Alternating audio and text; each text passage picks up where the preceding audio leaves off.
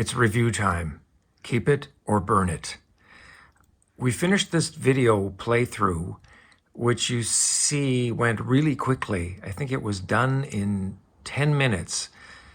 Immediately after that game, I thought, well, this is not a fair representation of the game. It would look really bad if you just watched that. And you thought, was that it? 10 minutes? I was going to do another video playing another game to maybe stretch it out and show more things going on, but I decided against it because this is a good representation of how the game can go. So why should I change it? So this is a game that started off giving us a good impression. I thought, okay, it's fairly simple. It plays quickly within, like I say, 10 minutes to 45 minutes. The pros of this game, I would say, definitely are the size of the cards, the artwork on the cards, and that it came with sleeves. Now, I've never seen that before. That is just great. That they fit perfectly. I didn't have to look for them. So I wish more games would do that. It's a small box game, also great. You can see that this is not taking up much shelf space. This channel was originally going to be called Limited Shelf Space because I really don't have a lot of room. So when it becomes too crowded, I've got to sell things. So this game only cost $35 plus tax in Canada. So it was reasonably priced that it could take a chance on it.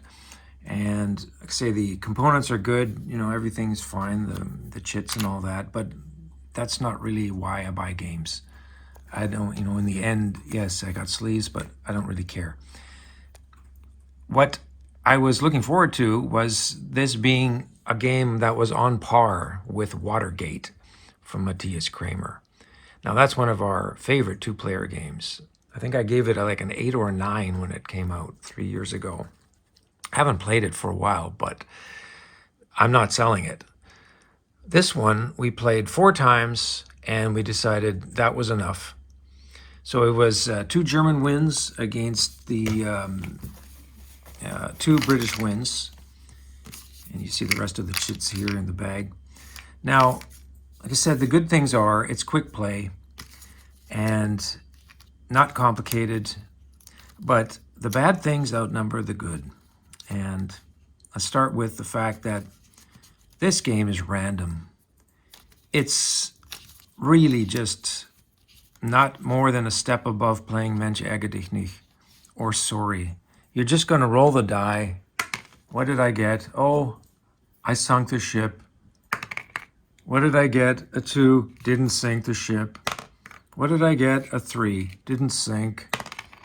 Didn't sink. That's basically the game. Now, I'm kind of shocked to have to say that this game came from Mattias Cramer, who did Watergate. This is like something, okay, he had the idea, I'm going to make another 2-player game, and he made it a war game. I really don't know who this game is for. First of all, it's a war game, so that's going to turn off a lot of people that couldn't care less about this theme of World War II. So you're going to attract war gamers. But war gamers are not going to like this random fest of dice rolling everything. It's just not going to be appealing to them. So who is this appealing to exactly? Now, we like light games that play fast, and we like 2-player games. So this game should be something that we like. But, you know, Suzanne is not, you know, keen on playing war games, but she played it. And she even won twice, and she didn't really care because it's just too random. And you saw in this game that I filmed here, it only took a few turns for her to catch up to the Germans and find me. Now, okay, that might have been my mistake to be so easily found. But then the game was over. But that's happened a couple of times.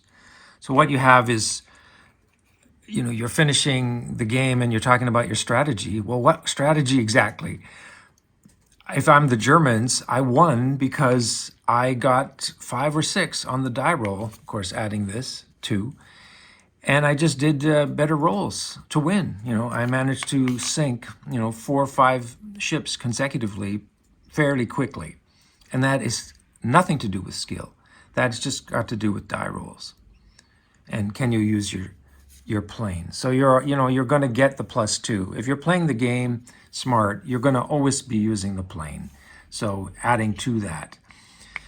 But so this thing is really kind of stupid as well, because you can run out the fuel and then it needs to be refueled by counting how many cards have you discarded from the game. So we'll have some cards here, like, where are they? But there's a bunch of them that you get rid of. I can't find any of them right now. So, I could have discarded that and this one, and then I'd roll the die, and okay, I rolled a 4, so I would still be able to refuel, because you have to be higher than the amount of cards that have been removed from the game. Well, all the Germans are going to do is not remove cards from the deck. And I played that way every game. I just refused to remove more than, say, 1. I would just look at it and go, why don't I just use the AP points?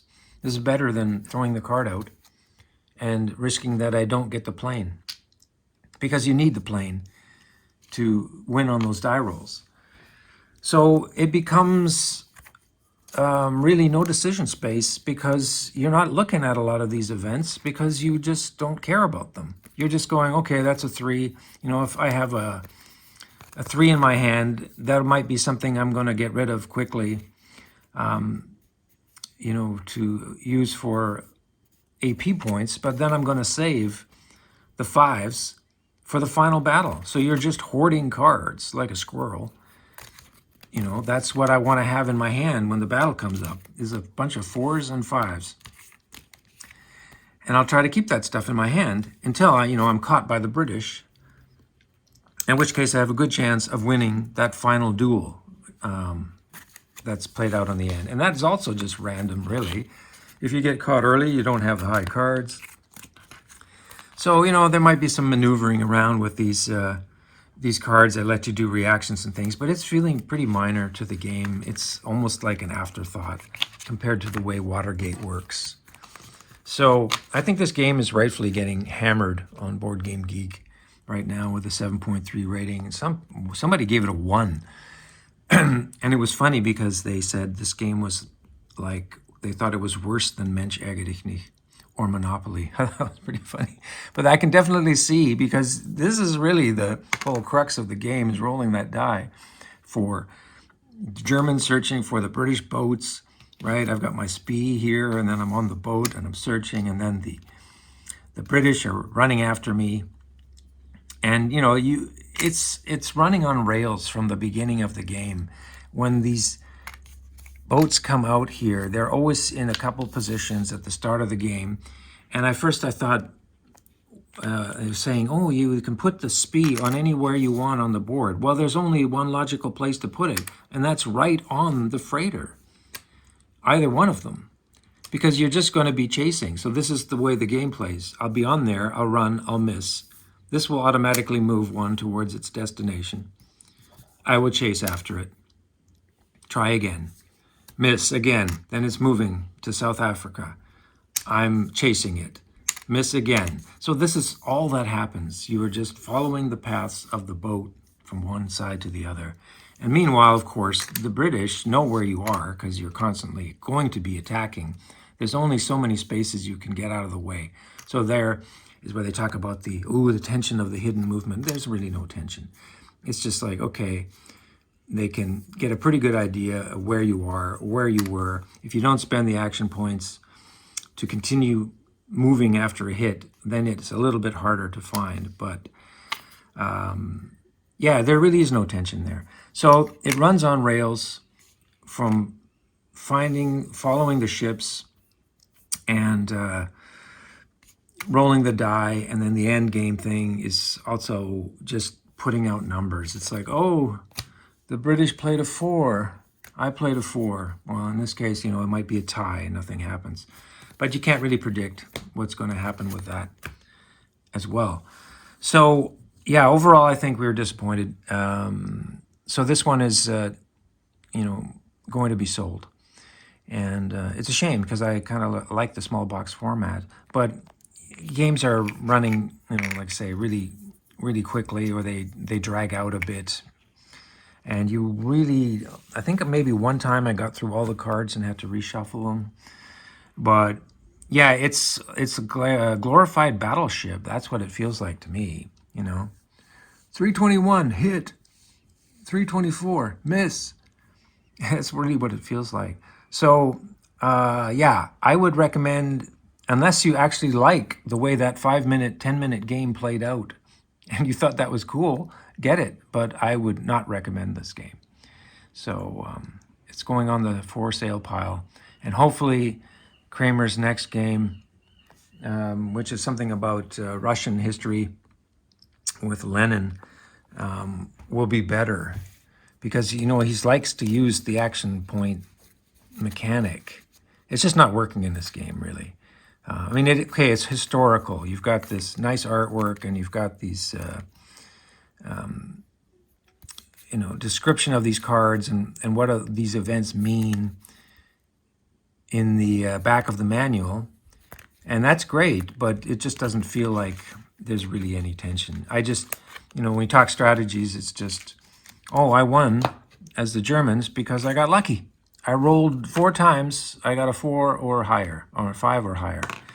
And the British will say the same thing. Well, I won in that battle phase when I got caught because of luck. They had the high cards in their hand. So yes, you could play another game again, but why? There's other games you could play. You could play Watergate. Play that twice. So I can see this game is not really going to go anywhere. From what I've seen on the ratings, it's definitely not something that people are picking up on. And it's about a 7.3 right now, which I would say is very generous. I gave this game a 3, which is something, yeah, I rarely go that low. But I can see this is really not going to sell, and it's probably going to be discounted very quickly within a year. A lot of games, they never go above, 5,000 on the board game rankings for interest level. And I think this just is not going to interest a lot of people, based on the theme, except wargamers. And wargames are going to be turned off. I was really surprised to see a review on YouTube or somebody, these guys who are like wargamers, that's all they do. They actually really like this. And I was completely shocked. I was like, what? It just didn't make sense to me that they would find an excuse for this complete randomness of this die roll. In certain games, that might be okay here and there for a certain event in the game that you have to do something with the die, and maybe it's only once out of the whole game or twice. It's just like 2% of the game. This is practically 90% of the game. This is like 10% of the game. So, yeah, buyer beware, and that's how we're going to wrap it up with this one, off to the sell pile. So I hope you enjoyed it. I'm going to be back with another review very soon. So I'll see you there.